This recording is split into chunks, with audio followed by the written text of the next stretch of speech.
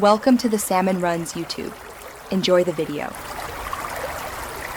You begin by choosing a cup that amplifies sound. Paper or foam works best because they are lightweight and reflective. Place your phone microphone near the cup rim. This captures focused vibrations. Once done, cut a small hole for straw or tubing, then seal gaps with tape to prevent air leaks. Make sure to test a quick recording now. This confirms mic alignment. The why is simple.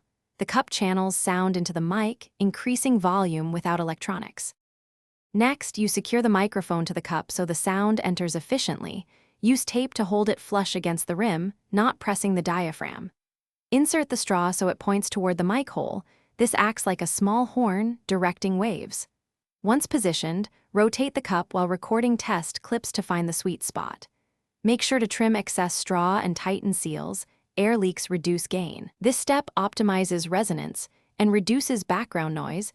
Finally, you run a full test recording and listen critically.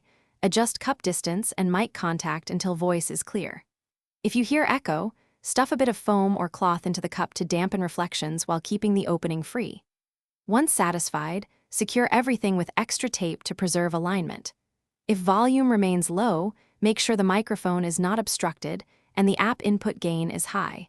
This single troubleshooting tip often fixes poor capture quickly. Thanks for watching. Consider subscribing if we helped you.